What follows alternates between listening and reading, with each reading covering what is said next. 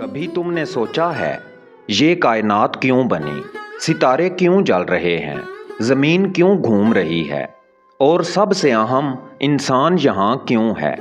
क्या ये सब कुछ महज इत्तफाक है या एक बहुत बड़ा इम्तिहान?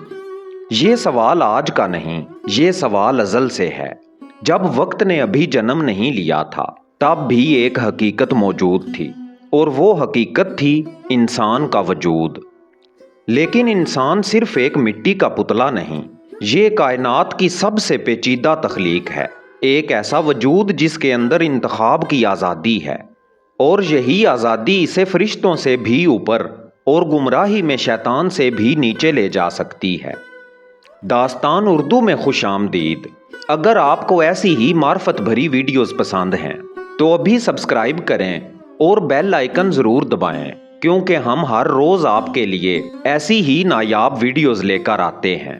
चलें मौजू की तरफ। इंसान की तख्लीक कोई सादा वाक़या नहीं, ये अनासर का एक अजीम इम्तजाज है। मिट्टी जो ज़मीन की आजिज़ी है, पानी जो ज़िंदगी की रवानी है, हवा जो हरकत और सांस है और आग जो जज्बे और कुव्वत की अलामत है। ये सब मिलकर इंसान बनाते हैं। लेकिन सवाल ये है, क्यों? अल्लाह ने इंसान को पैदा किया, लेकिन सिर्फ जीने के लिए नहीं बल्कि आजमाए जाने के लिए। यही वो लम्हा था जब इंसान को इम्तिहान दिया गया, एक ऐसा इम्तिहान जो ना पहाड़ों ने लिया, ना आसमान ने, ना ज़मीन ने, क्योंकि ये बोझ सिर्फ उसी के लिए था जिसके पास अक्ल थी, जिसके पास फैसला करने की ताकत थी। इंसान को देखने और सुनने की सलाहियत दी गई, लेकिन सिर्फ आंख और कान नहीं बल्कि तवज्जो दी गई, यानी समझने की सलाहियत। जानवर भी देखते हैं, सुनते हैं, लेकिन वो समझ नहीं पाते।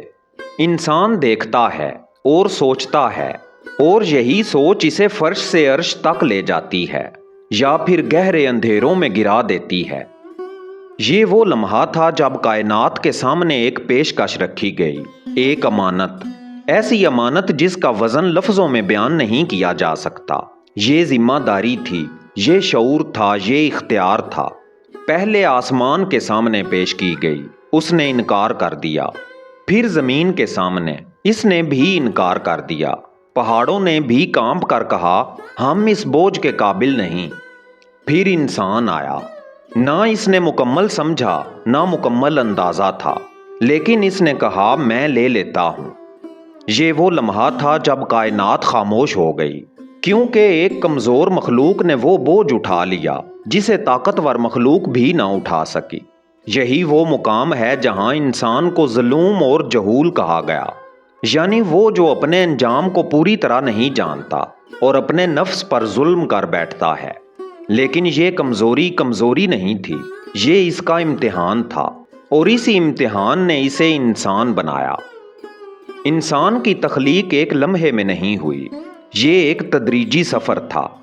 मिट्टी से आगाज़, फिर नुतफ़ा, फिर लोथड़ा, फिर हड्डी, फिर गोश्त और फिर एक मुकम्मल इंसान।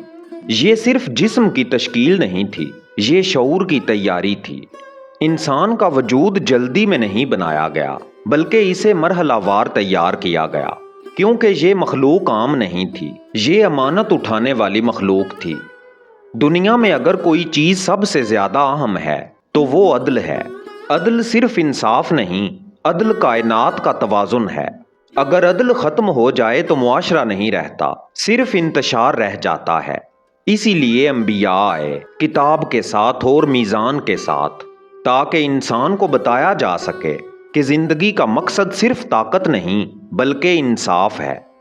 रसूल अकरम सल्लल्लाहु अलैहि वसल्लम का मकसद भी यही था कि इंसान को इंसान के दर्जे पर रखा जाए, ना जालिम बनाया जाए, ना मजलूम छोड़ा जाए, और जो अदल के करीब पहुंच जाता है वो नफ्स की गुलामी से आज़ाद हो जाता है। एक मुकाम है जहां लफ्ज़ ख़त्म हो जाते हैं और नूर शुरू होता है।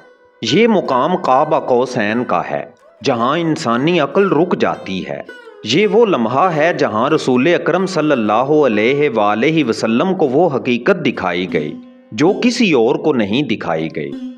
रसूल अकरम सल्लल्लाहु अलैहि वसल्लम सिर्फ पैगाम लाने वाले नहीं बल्कि रहमत की तकसीम का ज़रिया हैं। لیکن یہ تقسیم مادی نہیں، یہ ہدایت کی تقسیم ہے، یہ شعور کی تقسیم ہے، یہ انسان کو انسان بنانے کی تقسیم ہے۔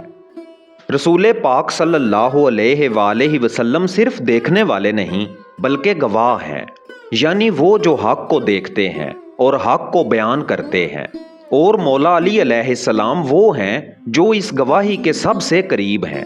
یہ قرب رشتے کا نہیں، یہ نور کا قرب ہے۔